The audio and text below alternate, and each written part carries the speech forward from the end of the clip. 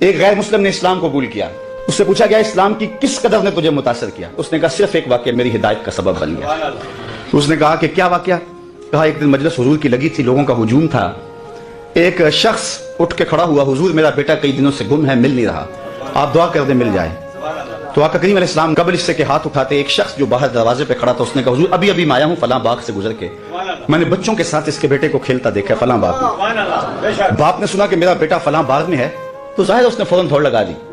تو آقا کریم علیہ السلام نے فرمایا اسے بلایا گیا. کہا بہت جلدی ہے؟ جی حضور آپ جانتے ہیں کئی دنوں سے بچھڑا ہوں، اس کی ماں الگ تڑپ رہی ہے، میں الگ بے چین ہوں، کئی دن سے کھایا کچھ نہیں، جب خبر ملی ہے تو بہت جلد بچے سے ملنا چاہتا ہوں. فرمایا ضرور جاؤ، میں روکتا نہیں، روکنے کے لیے بلایا بھی نہیں، لیکن تمہیں بلانے کا بھی ایک مقصد تھا. جی حضور ارشاد فرمائیے. فرمایا جب باغ کنارے جاؤ بچوں کے ساتھ اس بچے کو کھیلتا دیکھو، تمہارے بیٹے کو جب تم کھیلتا پالو تو اسے بیٹا بیٹا کہہ کے آوازیں نہ دینے لگ جانا، جو نام رکھا ہے اس نام سے پکارنا. عرض کی حضور میرا بیٹا ہے، اگر بیٹا کہہ کے پکاروں تو حرج بھی کیا ہے؟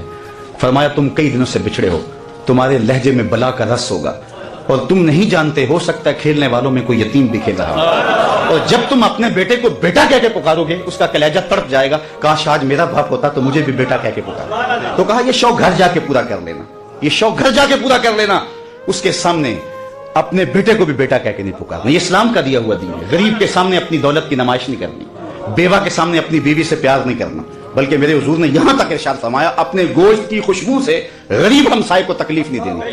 یا تو تھوڑا سا پانی زیادہ ڈال لو اور شوربے کی ایک پیالی ہمسایوں کے گھر بھی بھیج دو. اگر ایسا نہیں کر سکتے تو پھر ایسے زاویے میں وہ کھانا پکاؤ کہ غریب کے بچوں تک اس کی خوشبو نہ پہنچے. بچے ہیں ضد کر بیٹھے اور انہوں نے اپنے غریب باپ سے تقاضا کر لیا تو بوڑھا باپ کیسے آرزو ان کی پوری کرے گا؟ وہ کیا کسی نے کہا تھا نا، اسی ڈر سے وہ بچوں کو دوپہر میں سلا دیتی ہے گلی میں پھر کھلونے بیچنے والا نہ آ جائے. تو کہا حضور کی نزاکت قلبیہ کا لحاظ رکھنا کہ یتیم کے سامنے اپنے بیٹے سے بھی پیار نہ کرنا، اس کو بیٹا کہہ کے نہ پکارنا. کہا یہ چیز میرے اسلام لانے کا سبب ہوا.